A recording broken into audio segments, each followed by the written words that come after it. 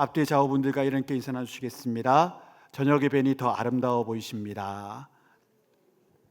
네, 이럴 때 활짝 웃으셔야지 그냥 옅은 미소 띠면 비웃음처럼 보입니다. 그러면 안 되고 활짝 웃으시면서 저녁에 나오신 여러분들을 우리 주님께서도 아름답게 보실 겁니다. 오늘 우리가 읽은 이 사도행전 말씀은 기독교 역사에 있어서 아주 중요한 말씀이 들어가 있는 본문이지요. 왜냐하면 기독교회의 첫 순교자인 스데반 집사님의 그 순교 서화가 기록되어 있기 때문입니다. 지난 3주 동안 우리는 아브라함과 요셉과 모세에 대해서 스데반 집사님이 설교하신 그 내용들에 대해서 배웠습니다. 요점은 이것이지요. 아브라함이란 사람은 어떤 사람이었는가? 특별히 선하거나 특별히 선택될 만한 이유가 없는 사람인데 하나님이 은혜로 그를 선택하셔서 믿음의 조상이 되게 하셨다. 이것이 요지였습니다. 그리고 요셉과 모세와 같은 사람은 다 그 형제들에게, 그 이스라엘 백성들에게 처음에는 거절당했던 사람들, 실패하고 절망하고 낭망했던 사람들이지만 하나님이 그들을 선택하신 그 목적 그대로 거부당한 그들을 다시 세우셔서 그 형제들의 구원자로, 또한 이스라엘 백성들의 구원자로 다시 삼으셨다라는 그 말씀을 하고 있었습니다. 다 모세와 요셉은 예수 그리스도의 예표되는 모습으로서 스데반이 설교를 한 것이었지요. 오늘 말씀에 보면 그런데 이 이스라엘 백성들은 하나님께 처음 구원받을 때부터 반역하던 백성이었음을 스데반이 설교하고 있습니다. 39절에서 41절까지의 말씀 한 번만 더 함께 읽어보겠습니다. 우리 조상들이 모세에게 복종하지 아니하고자 하여 거절하며 그 마음이 도리어 애굽으로 향하여 아론더러 이르되 우리를 인도할 신들을 우리를 위하여 만들라. 애굽 땅에서 우리를 인도하던 이 모세는 어떻게 되었는지 알지 못하노라 하고 그때 그들이 송아지를 만들어 그 우상 앞에 제사하며 자기 손으로 만든 것을 기뻐하더니 출애굽 직후에 일어났습니다. 시내산에 올라왔을 때 저들은 시내 강야에 머무르고 모세가 시내산 위에 올라가서 40일간 하나님을 만나고 있던 그 짧은 순간에 이 사람들은 송아지 형상을 한 사탄의 형상을 만들어 놓고 그 앞에 숭배했다라는 것입니다. 이때 하나님의 마음을 스데반 집사님은 42절과 43절에 이렇게 기록하고 있습니다. 42절 43절 함께 읽어보겠습니다. 하나님이 외면하사 그들을 그 하늘의 군대 섬기는 일에 버려두셨으니 이는 선지자의 책에 기록된 바 이스라엘의 집이여 너희가 광야에서 40년간 희생과 제물을 내게 드린 일이 있었느냐. 몰록의 장막과 신 레판의 별을 받들었으며 이것은 너희가 다 절하고자 하여 만든 형상이로다. 내가 너희를 바벨론 밖으로 옮기리라 함과 같으니라. 아멘. 하늘의 군대라는 것은 공중권세 잡은 자, 즉 사탄의 세력하에 있던 수많은 악마들, 타락한 천사들을 의미하는 것입니다. 우리가 우상을 숭배한다고 할 때 그건 단순히 그렇게 조각된 신상, 돌과 나무에 절하는 게 아닙니다. 우리가 또한 귀신을 숭배할 때도 마찬가지입니다. 단순하게 죽은 사람의 영을 숭배하는 것이 아닙니다. 그 모든 것은 그 속에 들어가 있는 영적 존재인 바로 마귀를 숭배하는 일입니다. 하나님은 바로 그것을 지적하고 있습니다. 우리 하나님께서는 그 타락한 이스라엘 백성들을 그냥 내버려 두셨습니다. 버림받은 사람들이었습니다. 그런데 어떻게 그들이 계속해서 존속할 수가 있었을까요? 구약 성경에 읽어보면 저들이 존속할 수 있었던 이유는 단 한 가지입니다. 모세와 같은 중부자들이 항상 먼저 나섰습니다. 하나님, 이 사람들 용서하여 주옵소서. 아니면 나를 생명책에서 지워 주옵소서. 선지자들이 또한 그렇게 나섰습니다. 하나님, 언제쯤이면 이 진노를 거두시겠습니까? 이 패역한 백성들을 향한 진노를 거두어 주옵소서. 주는 약속의 하나님이며 긍휼의 하나님 아닙니까? 그러면 우리가 나아가서 저들이 회개할 수 있도록 그 길을 열어보겠습니다. 하나님, 회개하면 되는 것 아니겠습니까? 주여 불쌍히 여겨 주옵소서. 하나님께서도 그들의 회개를 원하셔서 선지자들을 끊임없이 보내셨습니다. 그래서 그들의 죄에 대한 징벌을 항상 유예하여 주셨습니다. 그래서 구약 성경이 만들어진 겁니다. 수없이 하나님을 따르고 사랑했던 사람들이 먼저 그 시대의 악과 그 시대의 표독함을 보고 하나님 앞에 무릎 꿇어 중보하였기에 구약 성경이 있을 수 있었습니다. 42절 말씀 좀 충격적이지 않습니까? 제가 읽겠습니다. 하나님이 외면하사 그들을 그 하늘의 군대 섬기는 일에 버려두셨으니 이는 선지자의 책에 기록된 바 이스라엘의 집이여 너희가 광야에서 40년간 희생과 제물을 내게 드린 일이 있었느냐. 충격적이지요. 모세의 때였습니다. 여호수아도 아론도 그 광야 시절에 함께 살고 있었습니다. 그렇기 때문에 매 안식일마다 하나님께 정한 성회로 모였던 사람들입니다. 예물과 제물을 올려 바친 세월이었습니다. 그런데 하나님 반문하십니다. 그 광야에서 40년간 희생과 제물을 내게 드린 일이 있느냐. 이것은 아모스서 5장 27절에서 29절에 있는 말씀에 대한 인용인데 거기도 동일하게 기록되어 있습니다. 27절만 제가 읽어드릴게요. 이스라엘 족속아 너희가 40년 동안 광야에서 희생과 수제물을 내게 드렸느냐. 이 말에 하나님의 말씀하고자 하는 진의는 이겁니다. 정말로 내가 원하는 예배를 너희가 드렸느냐? 하나님이 내가 요구한 예배를 너희가 40년간 광야에서 정말 드렸더냐? 하나님 말씀하시는 겁니다. 그 40년간 너희의 그 모든 예배를 내가 받은 적이 없노라. 어떤 40세 된 남성이 있는데 어릴 때부터 모태신앙이었는데 그는 예배를 잘 섬긴다고 생각했는데 40세 때 하나님께 이 말을 듣는다고 생각해 보십시오. 얼마나 충격적인 말씀입니까? 하나님 물으시는 겁니다. 진정 그 예배 내게 드렸느냐? 아니면 그 예물 내게 드렸느냐? 다른 사람의 눈을 의식하여 너는 그곳에 있지 않았느냐? 그런 예물을 드리지 않았느냐? 아니면 너는 나를 위해서 예배드린 것이 아니라 너를 위해 예배드렸고 너를 위해 기도했고 너를 위해 울지 않았더냐? 나를 위해 나왔더냐? 여호와 하나님이 나를 위해 진정 예배 자리에 있었더냐? 그것을 물으시는 것입니다. 우리의 믿음이 엉망이 되어버리면 나를 위해서 예물을 드리고 예배를 드리고도 하나님께 드렸도다, 하나님께 바쳤도다 이야기했던 예수님 시대의 바리새인들과 사두개인들과 같은 믿음의 생활을 할 때가 있습니다. 심지어 그 시대가 병들면 이렇게 생각하는 사람들도 교회 가운데 꽤 많이 생깁니다. 목사님, 나를 위해 예물 드리는 거 아닙니까? 내 복 받자고 예배 드리는 거 아닙니까? 내가 내 복을 위해서 하나님을 믿는 거 아닙니까? 내가 불교에도 갈 수 있고 여러 다른 종교 갈 수 있는데 내가 정말 복 받기 위해서는 하나님 믿어야 된다는 믿음이 있어. 하나님께 나왔는데 그게 무슨 문제입니까? 라고 말이지요. 복 받기 위해서. 그것이 진정한 기독교 신앙의 전부라면, 만약 그것이 전부라면 오늘 스데반 집사님은 왜 돌을 맞아 그렇게 처참히 순교해야 했겠습니까? 모든 이들 앞에 끌려 나와 어제만 해도 이웃이었고 친구들이었던 사람들이 있는 그곳에서 그들의 손에 돌에 맞아 죽어야 했겠습니까? 신앙이 세상적으로 병든 시대에는 진정한 복음의 가치가 상실됩니다. 그리고 성도들이 세상 사람들과 동일한 색깔과 향내를 품는 그런 자들로 변질되지요.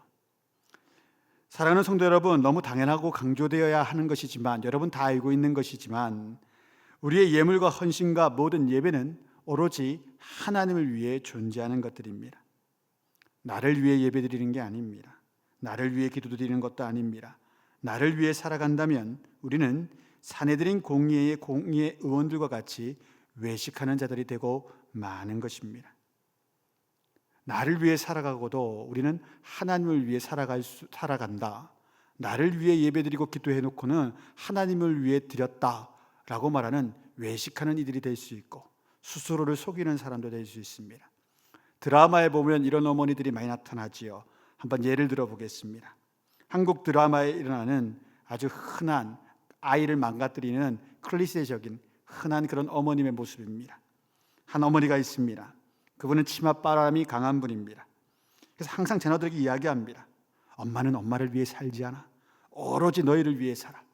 그러고는 아이들의 모든 학원 스케줄, 모든 학업, 진로, 심지어 어떤 친구를 사귀고 어떤 부모를 가진 친구를 사귀라는 것까지 다 코칭합니다.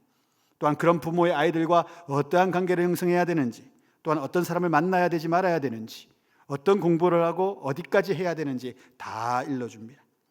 이제 아이가 장성하고 커가는 가운데서도 취업의 길도 다 알려주고, 어떤 배우자를 만나야 되고, 어떤 집안 여자아이 남자아이를 데리고 와서 만나게 하고 결혼하게 하고, 결혼한 이후에도 하나씩 다 가르쳐 줍니다. 우리는 이거 드라마 보면서 알고 있죠. 결론은 아이의 인생 망치는 부모가 되겠구나. 다 알지 않습니까? 거기서 잘 되는 아이가 몇이나 될까요? 거의 없죠. 아예 없다고 말해도 과언은 아닐 겁니다. 어딘가 병드는 거죠. 그런데 그 어머니는 항상 입버릇처럼 말합니다. 너를 위해서 나는 살았다. 너를 위해서 살았다. 하지만 우리는 다 알고 있지 않습니까? 이 여인은 아이를 위한 것이 아니요, 자신의 명예와 자신의 마음 번 것을 이룰 아이를 통한 성취감 때문에, 나 자신의 성취감 때문에 아이에게 그렇게 모든 것들을 가르치고 나아왔다는 것이지요. 드라마 보는 우리도 보면 압니다. 저 사람이 아이를 위해 그런 거 아니야. 하물며 하나님께서 우리의 예배의 모습과 기도의 자세와 삶의 모습을 보실 때 우리는 하나님께 항상 말하기를 주를 위해서 했습니다 라고 이야기하지만, 우리의 중심을 깨뜨려 보시고 우리의 마음을 감찰하시는 그분께서 우리의 행위와 우리의 신앙의 헌신의 그 진위를 파악하지 못하시겠습니까? 이것은 매우 무서운 말씀입니다. 그러나 여러분, 성령의 인도함을 받으면 또한 쉬운 말씀이 됩니다. 성령의 인도함으로 우리가 헌신하고, 성령의 충만하심으로 예배드리고, 성령의 능력 가운데 예물을 감사로 바치기 시작하면 이 일은 아주 쉬운 일이 됩니다. 그런데 우리의 마음으로, 의지로 하나님을 섬기려 하면 항상 시험받게 되어 있습니다. 여러분, 그걸 좀 깨달아 아셨으면 좋겠습니다. 예수 믿는다는 것은 성령님과 동행하는 삶을 산다는 겁니다. 예수 믿는다는 것은, 예수님을 알고 믿는다는 것은 그분이 약속하신 보혜사 성령이 내 삶 가운데 깊숙하게 강력하게 역사하심을 경험하는 삶이라는 겁니다. 여러분, 그 하나님을 의지하십시오. 예배 자리에 나올 때 임의로 나온다고 가정하여 나오지 마시고, 집에서부터 기도하시고, 걸어오면서 기도하시고, 운전하시면서 기도하시면서 성령님, 오늘 이 예배 자리에 나를 만나 주옵소서. 그것이 우리에게 필요한 예배의 모습이라는 겁니다. 성령의 인도하심이 아니고는 우리의 모든 예배가 결국은 나를 위한 예배가 됩니다. 하나님 말씀합니다. 그렇게 20년, 30년 믿은 우리에게 20년간, 30년간 너는 정말 내게 예배 드린 적이 있느냐? 그것이 40년 광야 생활을 했던 이스라엘 민족에게 미뤘던 하나님의 물음이었다는 것입니다. 저는 사랑하는 우리 천성교회의 모든 성도들이 하나님께서 이렇게 물으실 때, 너희 100년의 삶 가운데 내게 참된 예배와 참된 헌신과 참된 예물을 너는 바쳤느냐, 드렸느냐, 하나님 물으실 때 이렇게 고백하는 우리 모두가 되기를 주의 이름으로 축원드립니다. 주여, 부족하였지만 항상 주님 앞에 최선을 다한 예배를 드렸고, 정확한 11조와 내 삶의 고백을 닮은 예물과 내 전심을 다한 헌신을 드렸었나이다. 그리고 오늘 하루도 그런 날이었나이다. 매일의 삶이 우리 천성의 모든 식구들이 이런 고백이 있기를 다시 한번 주의 이름으로 축원드립니다. 이런 삶은, 이런 고백은 오로지 성령의 인도하심을 강하게 받은 사람들만 할 수 있는 것입니다. 지금도 내 안에 계신 성령께서 내가 어떤 말을 딱 했을 때, 이거 하지 말라 하시는구나 깨닫고 그치게 만드는 역사. 어떤 생각이 들어올 때 이건 하나님이 주신 생각이 아니구나, 예수의 이름으로 물러가라, 예수의 이름으로 명하노니 이 악한 생각아, 나쁜 생각아, 내 마음 가운데 이 헛된 생각아 물러갈지어다. 어떤 사람을 향한 미움이 들어올 때 성령께서 요청하시는 건 무엇입니까? 그를 위해서 기도해라. 그를 위해서 사랑이라는 건 바로 안 나타나시더라고요. 저도 그래요. 그를 위해서 기도해라. 그 음성이 먼저 들려요. 그래서 그를 위해서 기도하잖아요. 그럼 놀랍죠. 사랑하는 능력이 나타납니다. 여러분, 그런 성령에 민감한 우리 모두가 될 수 있기를 주의 이름으로 축원드립니다. 어떻게 보면 오늘날 우리 한국 교회의 가장 큰 문제는 성령 충만을 너무나도 경험하지 못하고 성령의 인도하심을 경험하지 못해서 우리가 예배당에 나와 있어도 세상의 것들을 너무너무 숭배하는 일들이 많습니다. 이렇게 말하면 여러분, 뭐 우리가 세상을 숭배합니까 목사님? 그럴 수 있지만 이 이야기를 한번 들어보십시오. 우리는 숭고한 신앙과 말씀과 기도와 성령의 능력이 있는 사람을 좋아하고 그런 사람처럼 되고자 하는 마음보다는 혹 이런 차를 타는 사람, 혹 이런 연봉과 이런 집을 가진 사람, 혹 저런 외모를 가진 사람을 더 닮고 싶어 하지 않으십니까? 교회 가운데 가난하나 진정한 믿음을 가지고 눈물로 기도하며 성실히 살아가며 또한 누가 보아도 성품이 올곧은 자를 부러워하기보다는 TV에 나오는 저 찬란한 옷을 입고 있는 큰 부자나 화려한 삶을 살아가는 인플루언서들을 좀 부러워하지 않으십니까? 만약 부러워한다면 우리의 믿음이 큰 병이 든 시대에 우리가 살고 있는 것입니다. 진짜 부러워해야 되는 건 저렇게 약한 분이, 저렇게 어려운 분이 끝까지 주 예수 붙잡고 저리 성실하고 숭고하게 사시는구나. 저 믿음 배우고 싶다. 이게 되어야 되는데 그건 하나도 안 부러워요. 예수 믿어 저렇게 가난해서 어떡해. 저것보다는 세상적으로 잘 나가는 게 훨씬 낫지. 왜 우리가 이렇게 될까요? 우리의 영적인 눈이 가려지기 때문입니다. 우리의 마음의 욕심들이 사탄의 영의 이끌림을 받아 세상의 것들을 더 좋게 여겨 보일 때 이런 일들이 왕왕 일어납니다. 참 놀라운 일은 교회 역사에서 2000년의 교회 역사가 있지 않습니까? 기독교 역사가 있지 않습니까? 이 역사 가운데서 예수의 사람들이 핍박받고 비록 가난하나 숭고한 믿음을 가지고 오직 예수 그리스도, 이 생의 자랑과 이 생의 권세와 이 생의 모든 뽐나는 것들을 배설물, 똥과 어줌처럼 여기고 오로지 하늘의 신령한 것들만을 믿고 따라갈 때 어떤 일이 일어나냐? 우리가 병들었을 때 부러워했던 그런 존재들, 부귀와 영광과 권세와 수려한 외모를 가진 자들이 교회에 와서 무릎 꿇고 복음 가운데 수없이 많이 회개하였습니다. 황제와 왕들과 권력자들과 유명인들이 그 가난하고 아무것도 볼품없는 교회의 교인들 앞에 와서 우리가 죄인입니다. 예수 그리스도를 믿고자 합니다. 당신들이 가진 성령의 능력을 우리에게도 나누어 주소서. 그런 일들이 비일비재했다는 겁니다.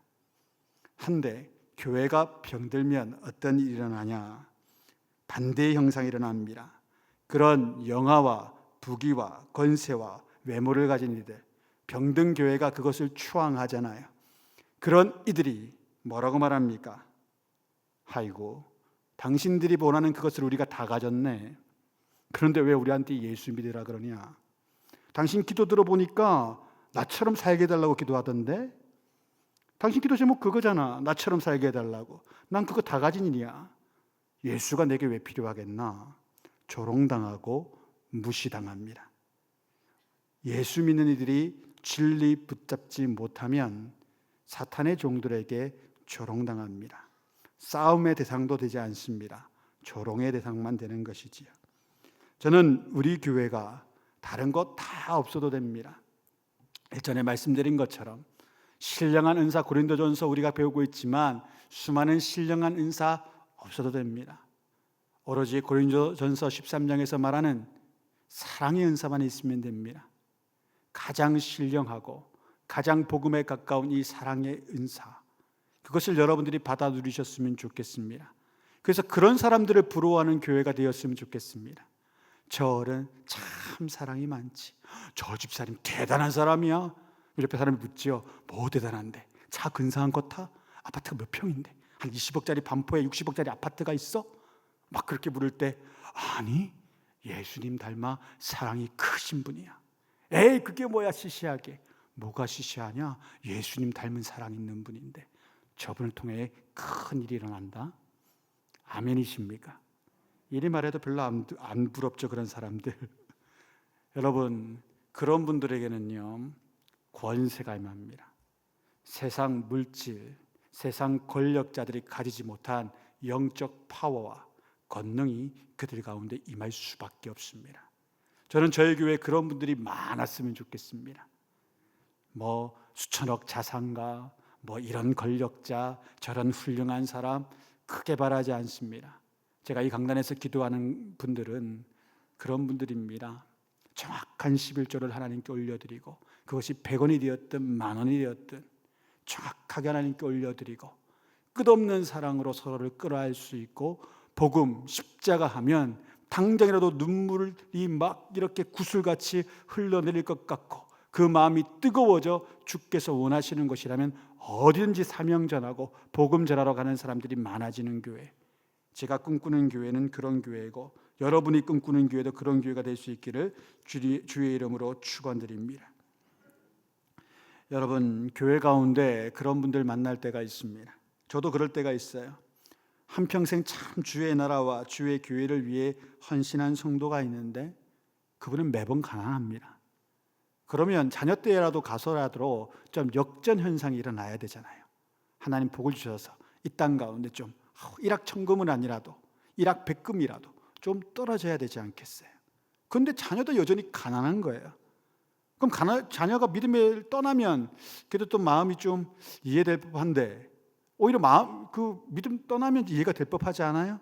그렇게 신실히 잘 믿는데 여전히 고난이요 가난한데 그럼 자녀 때에서 그런 하나님 어디 있어? 하고 떠나버리면 이해될 만한 거잖아요. 그런데 그 아드님도 그 따님들도 예수를 너무 잘 섬겨요. 내 하나님께 주신 은혜가 너무 많대요. 깜짝 놀라죠. 목회자도 깜짝 놀라는 분들이 있습니다. 보통 세상 사람들과 주위 분들은 이렇게 생각하지 않겠습니까? 예수 믿는다는 게 다 뭐냐? 아니 그런 복도 하나도 못 받고 살아가고 저희 아버지 저희 어머니 이렇게 돌아가시고 당신네들도 그렇게 살아가면서 그게 다 뭐냐? 이게 상식의 말 아닙니까? 그런데 목회자의 마음에는 다른 마음이 듭니다. 와, 하나님 저분들은 이 100년 동안의 삶 가운데 비록 상대적으로 한국에 있는 평균 사람들보다 좀 더 가난한 삶을 살아가지만 저 되를 이은 저 숭고한 믿음은 무엇입니까? 얼마나 저들의 사랑하시면 저렇게 적게 주시고 저리 큰 믿음 허락하여 주셔서 저 영혼의 세계 천국 가운데 그 큰 상을 나사로처럼 얻게 하려 하십니까? 제 눈에는 그게 보입니다. 진정 보입니다. 하나님이 얼마나 그들을 사랑하시는지. 저와 같은 사람과는 비교도 안 되는 복을 받지요. 저는 예수 믿는 것 때문에 목회자가 되었고 목회자가 되어 그들이 이렇게 근사한 교회 담임 목사가 되었고 삶을 살아가면서 큰 가난은 잘 누리지 못하고 살지 않습니까? 그렇지 못한 분들도 얼마나 많은데요. 그런 분들 볼 때마다 머리가 숙여집니다. 여러분 수만 명 교회 담임 목회자 저는 크게 부럽지 않습니다. 정말 부러운 분들은 자신의 삶 가운데 스데반처럼 어떠한 상황이 와도 오로지 예수 그리스도, 오로지 예수의 복음, 그것만을 붙잡는 신실한 주의 종들입니다. 하늘의 상급이 크고 큰 사람들입니다. 저는 우리 교회 성도님들이 그것을 꿈꾸는 분들 되시기를 바랍니다. 이 땅에 발을 디디고 살아가나 오로지 저 하늘만 바라보는 이들이 될 수 있기를 주의 이름으로 축원드립니다. 선교지에 가보면 정말 그런 분들을 만날 때가 있습니다. 극빈입니다. 극빈은 오늘 하루도 잘 못 먹고 사는 사람을 극빈자라고 부릅니다. 삼시세끼가 뭔 말입니까? 하루 한 끼도 어려운 분들입니다. 선교사님들이 도와주지 아니하면 그런 삶을 계속 살아가야 되는 그런 사람들 가운데 복음이 먼저 증거되지 않습니까? 그런 분들과 대화해 볼 때 근데 그런 분들 가운데 숭고한 믿음을 가지고 있는 분들과 대화해 볼 때 항상 깜짝깜짝 놀랍니다. 신선한 충격을 받습니다. 저는 그것을 갖다가 헤븐즈 쇼크라고 말하거든요. 천국이 주는 쇼크다라고 생각을 하거든요. 정말로 하늘이 주는 쇼크입니다. 이런 삶을 살아가는데 그분들이 항상 저에게 고백하는 게 이겁니다. 지금 당장이라도 주님 오시면 좋겠습니다. 제가 청년 때 이 말 들었을 때 속으로 그렇게 생각했어요. 주님, 지금은 안 됩니다. 결혼은 해봐야죠. 정말 그렇게 생각했거든요. 근데 그분들은 이렇게 생각해요. 지금 당장이라도 하늘이 열리고 주님 오셨으면 좋겠습니다. 오늘 밤이라도 주님이 저를 데려가신다면 너무 행복할 것 같습니다. 이 땅을 살아가나 이 땅에 속해 있지 않습니다. 그것이 그리스도인의 정체성입니다. 스데반이 꼭 그런 사람이었습니다. 스데반은 사내들인 공의회 회원들이 그렇게 찬미하던, 또한 스데반을 내게 이렇게 제목으로서 공격했던 것이 무슨 제목이었냐면, 너가 성전을 해방했다, 성전을 모함했고 하나님의 율법을 없이 여겼다, 이것이 죽을 죄다라는 것이었는데, 오늘 46절부터 50절까지의 말씀에 보면 스데반이 담대합니다. 그 제목으로 잡혀왔는데 성전을 아무것도 아니라는 것이라고 이야기합니다. 46절부터 50절의 말씀을 보면 하나님께서 그걸 너희에게 지으라고 명하지 않고 다윗이 짓겠다고 말했지, 그마저도 그에게 허락하지 아니하고 솔로몬에게 지으라 그러셨지. 그리고 그 말씀이 뭐였냐? 내가 그런 건축물에 거할 자냐?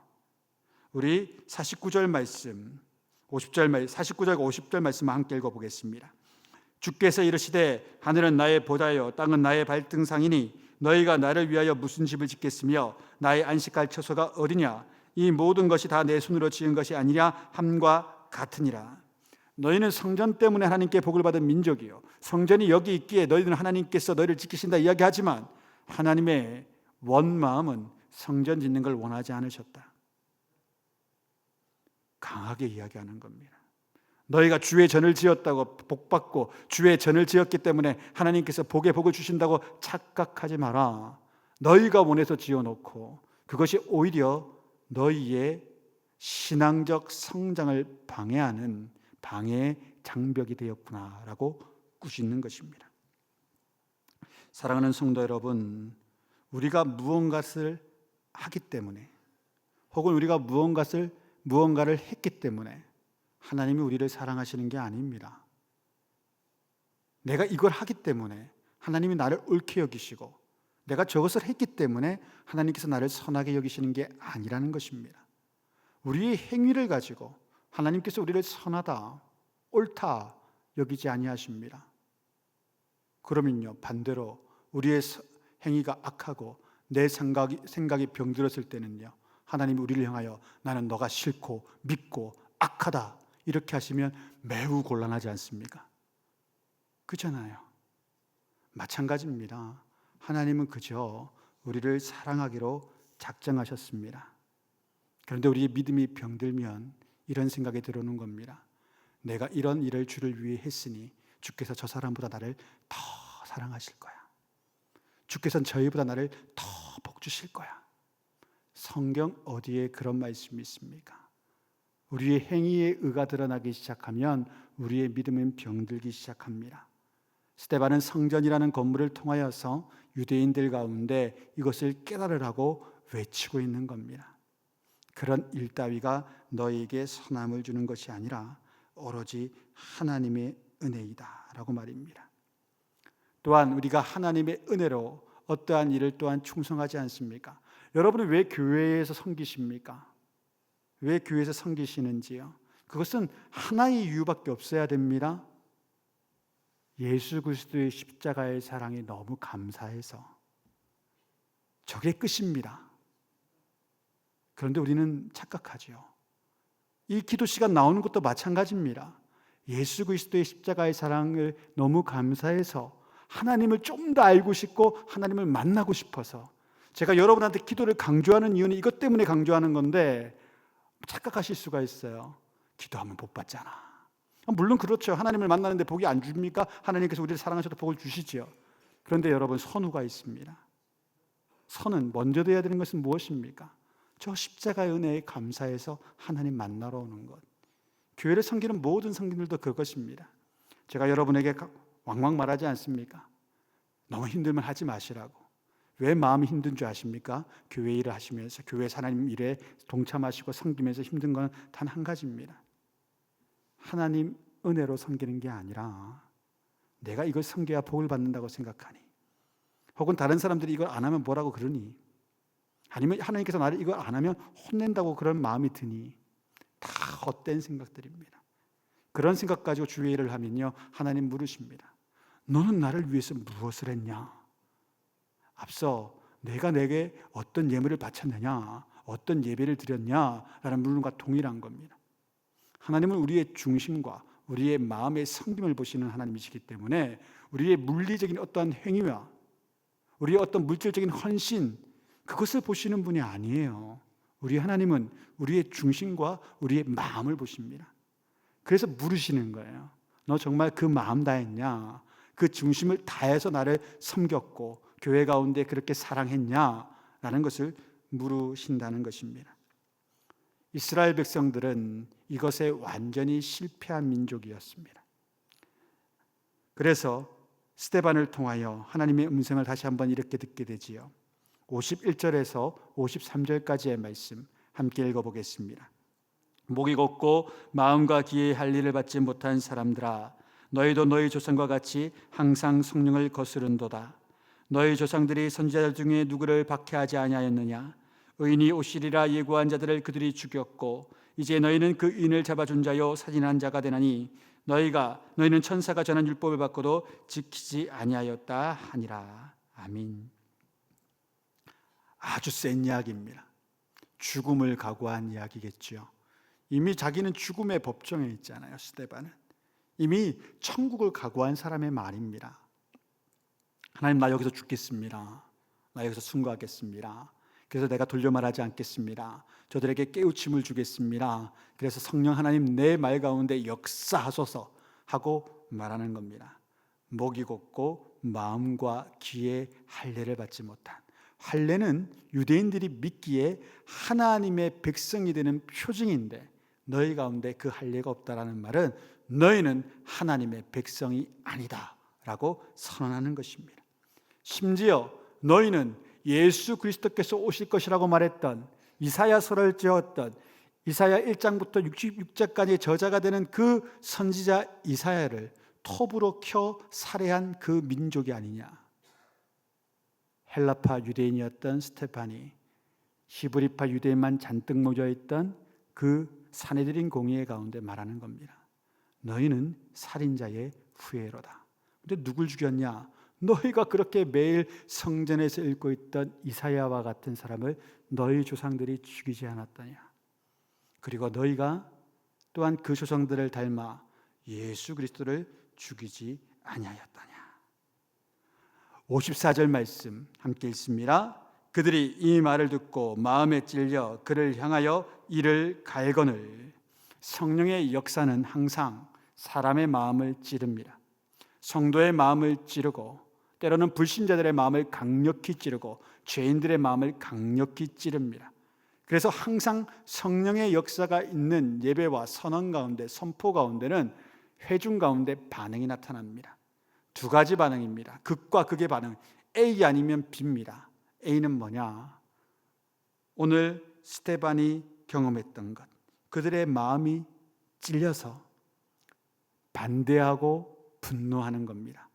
여러분, 이를 갈아보셨나요? 저희는 잘 못해요. 이를 가는 거. 저희들은 치아가 소중하니까 이 갈면 혼내잖아요. 그런데 옛날 사람들은 이 뿌르륵 가는 걸 배웠어요. 남성이 분개할 때는 이를 갈아야 돼. 한번 해봐. 이렇게 하는 거예요. 진짜 배웠대요. 거짓말 아닌데. 하지만 요즘에 우리가 이를 딱 가면 뭐라고 합니까? 하지마. 그러잖아요. 이상해. 그러잖아요. 근데 이 사람들이 이 가는 거에 교육이 됐던 사람들이란 말이에요. 여러분, 그 사내들인 공이 2, 300명이 이를 간다고 생각해봐요. 뿌르륵. 저거 죽여야겠다. 이 반응이 나타나는 겁니다. 복음을 원색적으로 증거하잖아요. 있는 그대로 증거하잖아요. 박해받습니다. 집에서도 뺨 맞고요. 친구들하고도 의상하고요. 나를 사랑했던 그 누군가도 화를 냅니다. 여러분, 그런 분 본 적 없나요? 너무 성품이 좋은 분이세요. 평소에 너무 저도 성품이 좀 불신자긴 하지만 성품이 좋고 너무 조금 뭐라고 할까요? 온화한 분인데 복음을 딱 증거하는 순간 늑대가 되세요. 그런 걸 왜 나한테 이야기해? 예수 믿는 건 난 싫어. 말하지 마. 막 그래요. 보통은 자기한테 좀 손해되는 거에도 그래 알았어 이러고 넘어가는 분이 복음을 증거하니까 확 칼을 내요. 한 번도 보이지 못한 모습을 보이는 분이 계시거든요. 왜 그런 줄 아세요? 복음의 증거는 영적 현상을 반드시 수반하여 나오기 때문입니다. 그 안에 있는 마귀가 방해하는 겁니다. 또한 사도행전 2장의 역사도 있었습니다. 복음이 강력히 역사할 때 사도행전 2장 37절과 38절의 말씀 함께 읽어보겠습니다. 그들이 이 말을 듣고 마음에 찔려 베드로와 다른 사도들에게 물어 이르되 형제들아 우리가 어찌할꼬 하거늘 베드로가 이르되 너희가 회개하여 각각 예수 그리스도의 이름으로 세례를 받고 죄 사함을 받으라 그리하면 성령의 선물을 받으리니 3,000명이 회개하고 예수님께 돌아옵니다. 마음에 찔려서 성령의 역사가 그들의 마음을 바꾸는 것이죠. 성령의 역사와 성령 충만으로 일어난 말씀의 역사는 항상 세상 사람들에게 반응을 받게 되어 있습니다. 그것은 받아들이던가 아니면 핍박하던가 두 가지의 현상입니다. 그 어떠한 반응이든 우리는 기뻐할 제목이 큽니다. 예수님께서 말씀하셨습니다. 너희가 내 이름으로 박해할 때 박해받고 외면당할 때에 기뻐하고 즐거워하라. 하늘의 상급이 너희에게 큼이니라. 아멘이십니까? 아멘이 작으시면 큰일 나는데 여러분 박해받을 때 기뻐하셔야 돼요. 누가 내가 예수 증거하는데 저리 가세요 이러면 기뻐해야 되는 거야. 할렐루야 막 그러고 기뻐하고 또 어떨 때 기분 당연히 기쁜 거죠. 그가 이야기를 하는데 그냥 받아들여요. 제가 청년 때 이렇게 캠퍼스에서 전도하고 병원 가서 전도하면 꼭 하루에 한 명은 예수님을 믿었어요. 신기하죠. 제가 생각해도 신기해요. 하나님 그런 사람 만나게 만드시는 것 같아요. 기뻐할 일이 충분하죠. 근데 어떤 분들은 성질냅니다. 그래도 기뻐할 일이 충분하죠.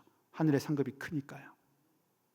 저는 저희 청년들이 좀 이렇게 낙도 선교나 그런 데 나중에 우리 교회가 프로그램 만들어서 가가지고 동태에도 한번 맞아보고 섬 사람들한테 예수 증거하다가 식칼 들고 나오는 아주머니한테 쫓겨나가도 보고 너무 과한가요 여러분? 제 아들인데 우리 애들은 좀 그랬으면 좋겠어요.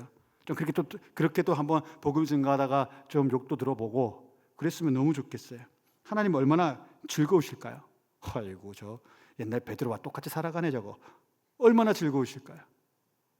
여러분도 그런 삶을 살아가기를 주의 이름으로 축원드립니다. 여러분 영적인 현상은 여러분들 가운데 그런 분들 계시잖아요. 나 정말로 영적인 현상을 경험해 보고 싶고 영적인 것을 내가 진짜 체험해 보고 싶습니다. 주말 없이 저는 여러분에게 권합니다. 복음 증거의 현장이 있으십시오. 큰 영적 세력과의 싸움이 시작됩니다. 근데 두려워하지 말 것은 성령 하나님 우리와 함께 하십니다. 주 예수 그리스도의 권세가 우리와 함께 하십니다. 그것들을 이겨나가고 이기게 되는 역사를 경험하게 됩니다. 제가 지금은 그런 것들을 꿈만 꿉니다. 왜? 지금 기도할 시기이기 때문에 우리의 무너졌던 것들을 회복하고 우리가 기본적으로 못했던 것들을 백투 베이직하는 시기이기 때문에 다른 짐을 안 들려고 하나님과의 약속 가운데 기도하고 있습니다. 사랑하는 성도 여러분, 기도하러 나오셔서 우리의 신앙의 기본을 회복하십시오. 영적인 현상 가운데 나타나기를 원합니다. 영적인 것이 회복되니 스데반이 보는 것들을 보십시오. 55절과 56절의 말씀입니다. 함께 있습니다. 스데반이 성령 충만하여 하늘을 우러러 주목하여 하나님의 영광과 및 예수께서 하나님 우편에 서신 것을 보고 말하되 보라 하늘이 열리고 인자가 하나님 우편에 서신 것을 보노라 한데 죽음을 각오하니까 저는 이렇게 느껴져요. 스데반 죽음을 각오했네. 어서 와. Come here. 웰컴이다. 나 그거 받아들인다. 스데반 너무 즐거운 거야. 앞선 선교지의 그 형제들처럼 그 자매들처럼 오늘 밤이라도 주님이 나를 부르시면 갑니다. 그 믿음의 고백처럼 스데반이 말하는 거예요. 주여 난 주님 증거하다 오늘 여기서 죽으려고 합니다. 그 마음 아시고 하나님이 하늘을 열어버리시는 거예요. 예수님이 주의 보좌 하늘의 보좌 우편에 앉아 계시면서 서서 말씀하시는 거예요. 나오라 올라오라. 그런데 이 말을 할 때 이 고백을 할 때 세상의 반응을 보십시오. 57절과 58절의 말씀입니다. 그들이 큰 소리를 지르며 길을 막고 일제히 그에게 달려들어 성박으로 내치고 돌로 칠세. 증인들이 옷을 벗어 사울이라는 청년의 발 앞에 두니라. 그리고 스데반은 이렇게 말하지요. 아버지, 저들의 죄를 용서하여 주옵소서. 자기들이 하는 일이 무엇인지 모릅니다. 예수님과 똑같은 고백. 아니, 왜 그 고백을 할 수밖에 없었겠어요? 눈앞에 예수님 계시잖아요. 저분 돌아가실 때 어떻게 말씀하셨지? 우리 주님 이 말씀하셨지. 주님 보십니까? 주님과 똑같은 마음으로, 주님과 똑같은 심정으로 저들을 위하여 중보합니다. 완전히 예수님 닮은 사람이죠. 그들이 바로 그리스도인들입니다. 또한 하나님은 놀라운 것을 준비하시지요. 오늘 58절에 보면 사울이라는, 나중에 이제 바울이라는 이름은 우리가 착각하는데 사울은 히브리식으로 부를 때 사울, 폴, 바울이라는 말은 헬라식으로 부를 때 쓰는 그의 이름입니다. 개명한 건 아닙니다. 학자들이 밝혀낸 거기 때문에 이거 잘못하면 이단들이 공격합니다. 무식한 기독교인들 이러면서. 그렇기 때문에 이건 좀 아셨으면 좋겠고요. 아무튼 이 바울이라는 사람 앞에 스데반을 죽인 사람들입니다. 증인들의 옷이라고 되어 있죠. 스데반을 거짓 고발한 사람들이 먼저 돌을 들어가지고 그 사람의 머리를 찍어서 죽여버렸거든요. 그리고 나머지 사람들이 그 뒤로 와서 돌을 던진 거기 때문에 실질적인 살인자들은 이 두 사람들이죠. 근데 그 사람들이 돌로 치서 찍으려고 그러면 겉옷이 거추장스러우니까 사울 앞에 딱 내어주는 거예요. 당신이 이 일의 증인이며 이 모든 것의 감독자며 또한 우리 옷을 보호할 사람입니다. 스데반을 죽인 이 사울인데 하나님은 놀랍게도 이 사람을 이용하여 스데반이 하지 못한 그 놀라운 사명을 이 사람에게 부어주려고 하십니다. 여기서도 우리는 한 가지를 발견하게 됩니다. 사울이 뭐간데? 스데반이 설교한 것과 동일한 주제입니다. 하나님이 그냥 값없이 선택한 까닭입니다. 그가 유명해서, 그가 학식이 뛰어나서, 우리가 말씀을 잘못 보면 그렇게 이해할 수도 있어요. 그의 치수식 성분을 우리가 잘 알잖아요. 그런데 그 시대에 이 사람보다 학식 더 높은 사람 많았습니다. 이 사람은 그냥 로마 시민권자긴 하지만 로마 제국의 사람들에 봐서는 로마 시민 평민들 중에 한 사람이었을 뿐입니다. 유대인들에게서는 우아하지. 이보다 더 주신 성분 좋고 똑똑한 사람 많았다니까요. 그런데 왜 굳이 바울인가? 하나님의 선택함이시죠. 그럼 오늘 이 밤 여기 나와 있는 우리는 무엇인가? 딴 게 아니에요. 하나님이 나를 사랑하기로 작정하셔서 나를 그냥 부르신 거예요. 이 땅에 잘난 사람, 좋은 사람 그렇게 많은데 하나님 그들 선택하지 않으시고 나를 부르신 거예요. 그것에 감사하는 사람이 그리스도인이에요. 그것 때문에 예배드리는 사람이 그리스도인이에요. 그것 때문에 섬기는 사람이 그리스도인이에요. 그것 때문에 하나님께 예배를 바치는 사람이 그리스도인이라는 겁니다. 다른 이유가 아니에요. 복받기 위해서. 그거는 샤먼이잖아요. 토템이잖아요. 우리가 하나님 사랑해서 나갔는데, 그것 때문에 나갔는데, 내 사랑하는 자야 복의 복을 받을지어다. 그건 하나님이 하시는 말씀이지 우리가 할 말이 아니라는 거예요. 우리는 그저 감사합니다. 모든 것이 주의 인애입니다. 그런데 이 고백을 하는 사람들에게는 지금 놀라운 신앙의 법칙이죠. 하나님이 차고 넘치게 채워주시고 구하지 아니하는 것들까지도 주신다고 약속하셨습니다. 오로지 주의 나라와 의를 위해 하나님 때문에 나가 사는 사람들에게. 사랑하는 성도 여러분, 그런 신앙 가지게 되기를. 저 또한 약해서 왕왕 넘어질 때가 있죠. 기도하다가도 그래도 복 받고 싶은데 이런 마음 들 때가 있는데 의지적으로 지웁니다. 주여 복이 무엇이간데. 주님이 지금 나와 함께 하신 게 가장 큰 복인데 그 복 받은 내가 또 다른 복을 달라 하다니 복이 무엇이간데. 의지적으로 그것을 주려 합니다. 그럴 때 하나님은 제가 요구하지 않은 것까지도 다 채우십니다. 그 경험이 여러분의 목회자에게도 있는데 여러분들에게도 있지 않습니까? 내 믿음이 연약했을 때야 막 안 될 것 같으니까 쫙 복복복 그러지만 내 믿음이 강력할 때는 어떻게 합니까? 하나님 다 아시죠? 하나님 다 아시죠? 다 아시는 그 하나님, 나를 들어 사용하여 주옵소서. 오늘 하루도 거룩하게 하여 주옵소서. 그것이 우리의 기도의 제목이 되고 우리의 참된 신앙의 삶의 목적이 될 수 있기를 주의 이름으로 축원드립니다.